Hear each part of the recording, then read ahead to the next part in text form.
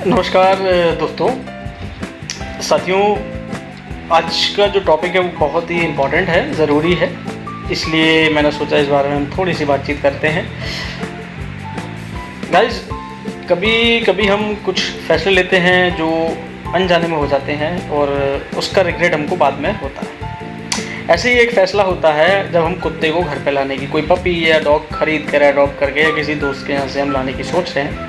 तो अगर आप ऐसा सोच रहे हैं या आपने ऐसा किया है या आप करने जा रहे हैं या आप कर सकते हैं, तो इस वीडियो को आप ज़रूर देखिएगा आखिरी तक। यहाँ हम कुछ पॉइंट्स के बारे में डिस्कस करेंगे। क्या आप तैयार हैं इसके लिए या नहीं?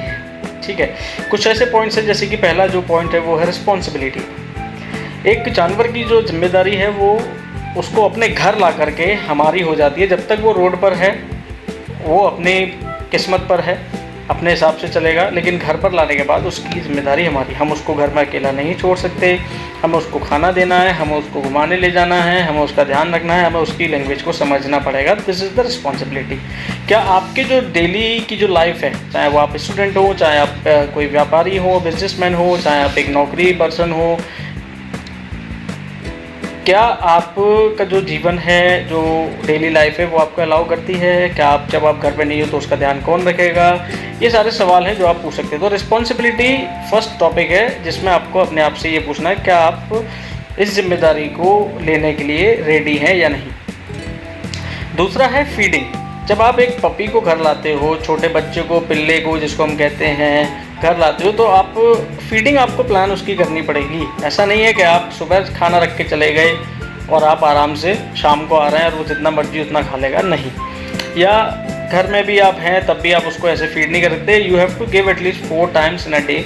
थोड़ा खाना उनको देना पड़ेगा 4 बार दिन में।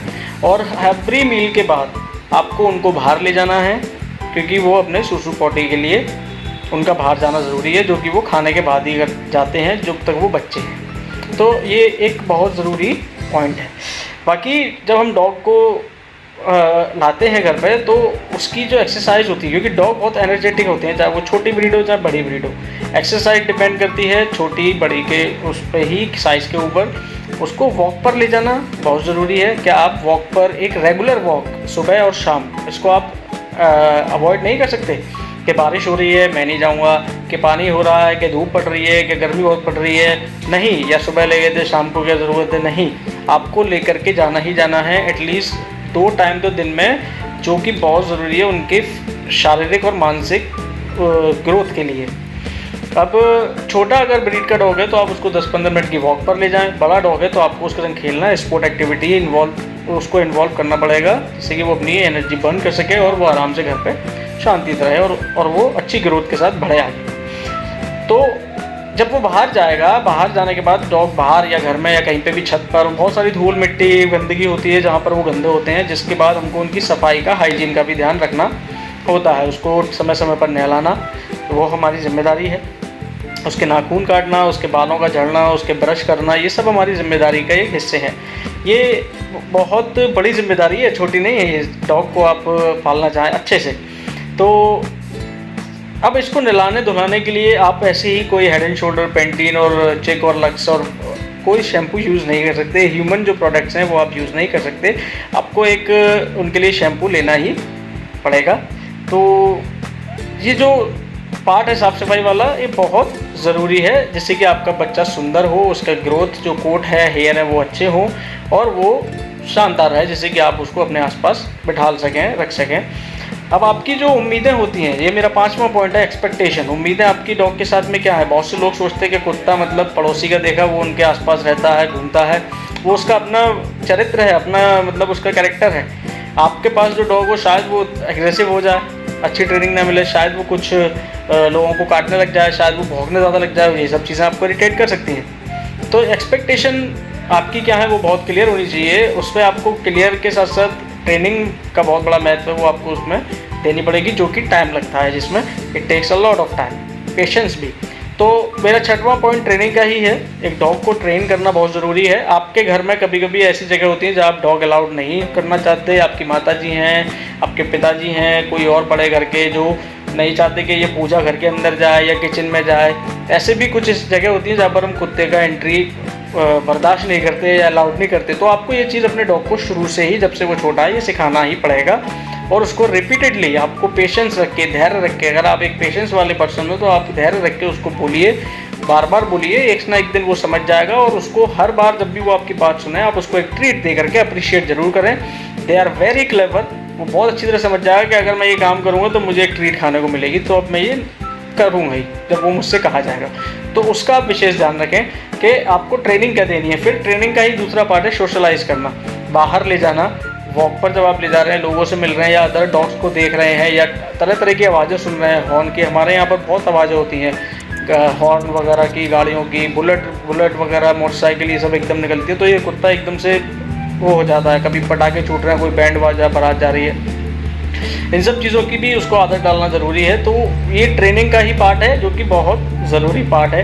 एक सातवां जो पॉइंट है, जो कि बहुत ज़रूरी पॉइंट है, वो आखिरी पॉइंट है मेरा, जो है डॉक्टर्स के बिल। जब आप डॉग को लेते हैं, कुछ ऐसी चीज़ें जो आप इग्नोर नहीं कर सकते, वैक्सीनेशन और उसकी डिवॉर्मिंग की टैबलेट्स, कैल्शियम और multivitamin for at least 1 year, calcium multivitamin, और डिवॉर्मिंग और वैक्सीनेशन तो हर साल चलेंगी उसकी, जिसमें आपका खर्चा होगा ही होगा, जिसको आप अवॉइड नहीं कर सकते। तो ये खर्चे आपकी पॉकेट पर ही भारी पड़ेंगे या नहीं पड़ेंगे, ये आपको देखना है। अगर आप इसके लिए रेडी हैं, बहुत अच्छी बात है। कुछ ऐसी भी बीमारियां भी होती हैं जो अनएक्सपेक्टेड होती हैं, जिसको हम कल्पना नहीं करते कि वो होंगी, लेकिन वो हो जाती हैं, और होने के बाद में आपको डॉक्टर के पास जाना पड़ता है। तो जब डॉक्टर के पास आप जाएंगे तो ऑब्वियसली डॉक्टर के यहाँ पर, अगर आप प्राइवेट डॉक्टर के पास जाते हैं तो वहाँ पर पैसा आपको जेब से वो खर्च करना ही आपको पड़ेगा। तो ये सारे पॉइंट्स, अगर आप इन सब चीज़ों के लिए जो ठीक से अगर रेडी हैं, आप बहुत अच्छे पर्सन हैं एक डॉग को अपने घर पर लाने के लिए। ये और इन्हीं चीज़ों को आप प्लीज़ लोगों को भी बताएं, शायद हम किसी की मदद कर सकें या किसी डॉग के साथ कुछ गलत होने से बचा सकें, किसी को फ्रस्ट्रेशन का शिकार नहीं हो जाए कोई, या बाद में कोई पर्सन रिग्रेट ना करे। कभी कभी लोग अनजाने में ही गलती करते हैं, उनको नहीं जानकारी होती। तो गाइस प्लीज़ शेयर करें वीडियो को लोगों के साथ, और आपके यार दोस्तों का अगर कोई सोच भी रहा है कोई पेट ओन करने के लिए, तो उनके साथ इस बारे में ज़रूर बातचीत कीजिए, जिससे कि शायद हम किसी जुल्म को, मैं इसको जुल्म ही कहूँगा, जुर्म या जुल्म, आई डोंट नो, किसी क्राइम को करने से हम रोक सकें, जो कि बहुत ज़रूरी है। क्योंकि एक एनिमल का अपने ओनर को छोड़ के जाना किसी और घर में, ये उस कुछ समय के लिए बहुत परेशान करने वाला होता है। ठीक है दोस्तों, अगर वीडियो आपको अच्छी लगी तो please hit like, don't hit animals, और शेयर कर सकते हैं आप। चैनल पे अगर आप पहली बार आए हैं, फर्स्ट टाइम वीडियो देख रहे हैं, तो प्लीज़ इसको सब्सक्राइब करें, वीडियो को लाइक करें एंड शेयर करें। बेल आइकन प्रेस करना बिल्कुल ना भूलें, नोटिफिकेशन आपको तभी आएगा नेक्स्ट वीडियो का। मिलते हैं आपसे अगली वीडियो में, तब तक के लिए नमस्कार और ध्यान रखिए, take care, bye bye guys, नमस्ते।